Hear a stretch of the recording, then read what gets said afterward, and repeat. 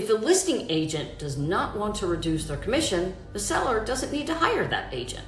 The suit was about giving sellers the choice to compensate a buyer's agent or not. In North Carolina's listing agreement, there is now a place for the listing agent's commission, a place for the buyer's agent commission, and a place for the total dollar figure of both commissions. It is extremely transparent to the seller what the total commission will be.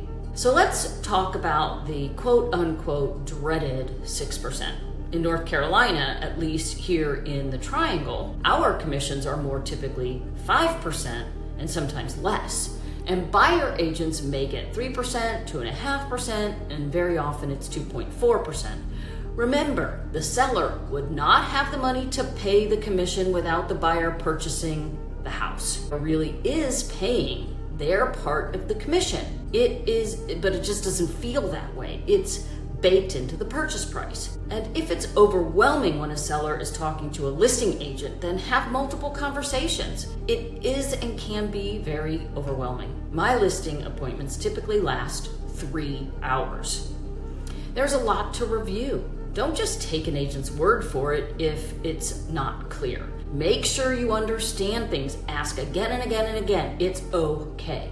That is what the agent is there for. You need to understand all of the rules and your rights as a seller. It is important to note that in my market, sellers are choosing, hear my words, they are choosing to continue to compensate buyer agents. We must have the commission discussion with our sellers. It is in black and white in the listing agreement. If the market wasn't challenging, maybe they would choose not to compensate, but because the market is getting worse every day, sellers are compensating. If Ms. Kamen's concern is that the sellers are still compensating, the problem is with the outcome of the lawsuit.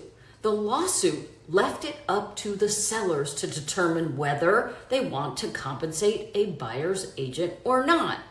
If you want to cut the cord, the rule should have been that sellers compensate their agent and buyers compensate their agent. Because the settlement didn't do this, it has made it more complicated and confusing to realtors, and most of us are doing the best that we can do with a difficult situation.